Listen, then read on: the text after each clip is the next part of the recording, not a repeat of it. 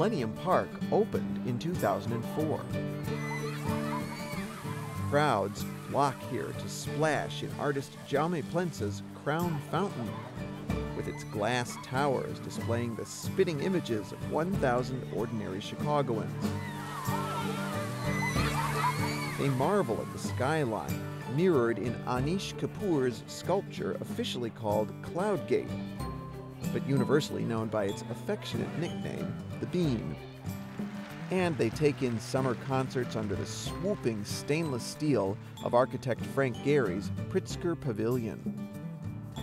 Other highlights also include a serpentine bridge, also designed by Frank Gehry, a perennial garden with a man-made stream that separates a light side and a dark side, the Harris Theater for Music and Dance, and a recreation of the Peristyle, a monument that stood on this site until the Grant Park Underground Garage was built in the 1950s. Millennium Park, in a way, completed the work that Montgomery Ward started a century earlier. It's built on the one slice of downtown Lakefront that had never been converted into a park. It was part of the old Illinois Central Rail Yard. Even after the yard was mostly abandoned, it remained a hole in the otherwise seamless downtown Lakefront. Now, Mayor Richard M. Daley's dentist office was in one of the buildings across Michigan Avenue from here. Every time he'd have his teeth cleaned, he'd look out the window, just as Montgomery Ward had done years ago, and think about filling that cavity. On Daley's orders, the city devised a plan to build a new park on stilts high above the old railroad yard. The first design was restrained and classical, like the rest of Grant Park.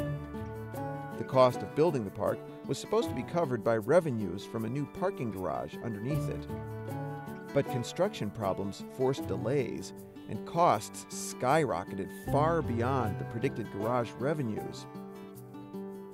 Chicago's philanthropic community came to the rescue, and in the process, they commissioned a much more dramatic and expensive park.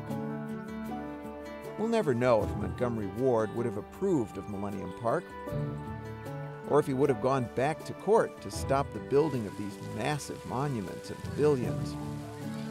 But in the court of public opinion, it's a winner. Whether you're a millionaire with a penthouse view, or just a kid from a city neighborhood, this is your park. And so is the rest of Chicago's lakefront.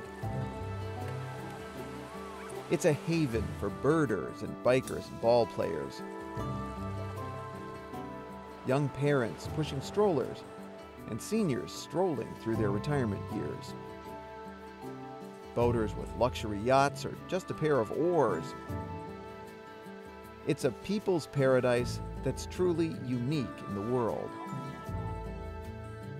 And somewhere, Daniel Burnham is smiling.